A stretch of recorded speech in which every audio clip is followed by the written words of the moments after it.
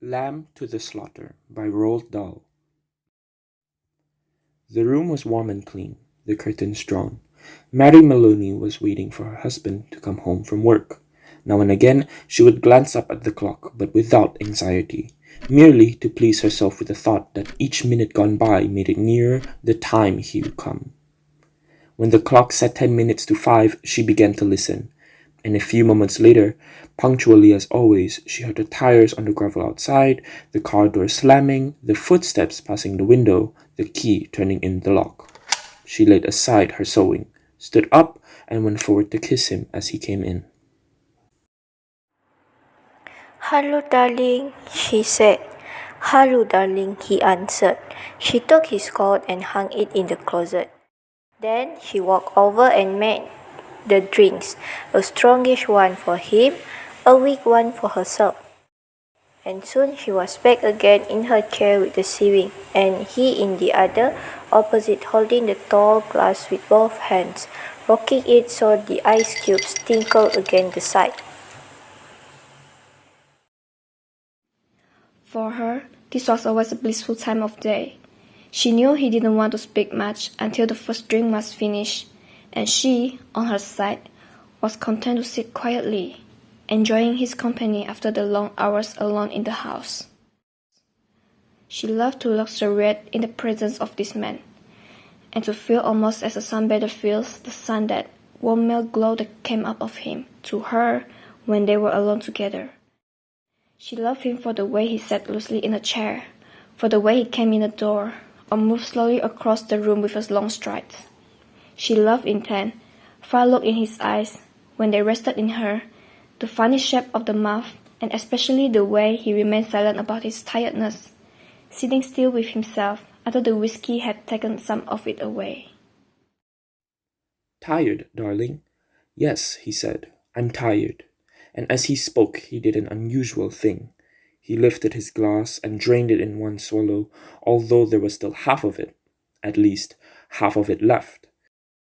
She wasn't really watching him, but she knew what he had done because she heard the ice cubes falling back against the bottom of the empty glass when he lowered his arm. He paused a moment, leaned forward in the chair, then he got up and went slowly over to fetch himself another. "I'll get it," she cried, jumping up. "Sit down," he said. When he came back, she noticed that the new drink was dark amber with a quantity of whiskey in it. "Darling, shall I get your slippers?" "No." She watched him as he began to sip the dark yellow drink. She could see little oily swirls in the liquid because it was so strong. "I think it's a shame," she said, "that when a policeman gets to be as senior as you, they keep him walking about on his feet all day long." He didn't answer, so she bent her head again and went on with her sewing. But each time he lifted the drink to his lips, she heard the ice cubes clinking against the side of the glass. "Darling," she said, "would you like me to get you some cheese? I haven't made any supper because it's Thursday." "No," he said. "If you are too tired to eat out," she went on, "it's still not too late. There's plenty of meat and stuff in the freezer, and you can have it right here, and not even move up off the chair."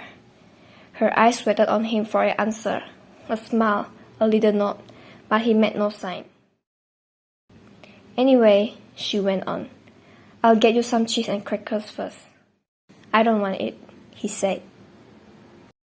She moved uneasily in her chair, the large eyes still watching his face. "But you must eat. I'll fix it anyway, and then you can have it or not, as you like." She stood up and placed her sewing on the table by the lamp. "Sit down," he said. "Just for a minute, sit down." It wasn't till then that she began to get frightened. "Go on," he said. "Sit down." She lowered herself back slowly into the chair, watching him all the time with those large, bewildered eyes. He had finished the second drink and was staring down into the glass, frowning. "Listen," he said, "I've got something to tell you." "What is it, darling? What's the matter?" He had now become absolutely motionless, and he kept his head down so that the light from the lamp beside him fell across the upper part of his face, leaving the chin and mouth in shadow. She noticed there was a little muscle moving near the corner of his left eye. "This is going to be a bit of a shock to you, I'm afraid," he said. "But I've thought about it a good deal, and I've decided the only thing to do is tell you right away. I hope you won't blame me too much." And he told her. It didn't take long, 4 or 5 minutes at most, and she sat very still through it all, watching him with a kind of dazed horror as he went further and further away from her with each word. "So there it is," he added. "And I know it's kind of a bad time to be telling you, but there simply wasn't any other way. Of course, I'll give you money and see you looked after, but there needn't really be any fuss. I hope not anyway. It wouldn't be very good for my job." "I'll get a supper," she managed to whisper, and this time he didn't stop her. When she walked across the room, she couldn't feel her feet touching the floor. She couldn't feel anything at all, except a slight nausea and a desire to vomit. Everything was automatic now down: the steps to the cellar, the light switch, the deep freeze, the hand inside the cabinet, taking hold of the first object it met. She lifted it out and looked at it. It was wrapped in paper, so she took off the paper and looked at it again. A leg of lamb. All right then, they would have lamb for supper. She carried it upstairs, holding the thin bone end of it with both her hands, and as she went through the living room, she saw him standing over by the window with his back to her, and she stopped. "For God's sake," he said, hearing her, but not turning around, "don't make supper for me. I'm going out." At that point, Mary Melanie simply walked up behind him. Without any pause, she swung the big, frozen leg of lamb high in the air and brought it down as hard as she could on the back of his head. You mustn't. She stepped back a pace, waiting, and the funny thing was that he remained standing there for at least 4 or 5 seconds, gently swaying. Then he crashed to the carpet. The violence of the crash, the noise, the small table overturning, helped bring her out of his shock. She came up slowly, feeling cold and surprised, and she stood for a while blinking at the body, still holding the ridiculous piece of meat tight with both hands. "All right," she told herself. "So I've killed him." It was extraordinary. Now, how clear her mind became all of a sudden. She began thinking very fast. As the wife of a detective, she knew quite well what the penalty would be. That was fine. It made no difference to her. In fact, it would be a relief. On the other hand, what about the child? What were the laws about murderers with unborn children?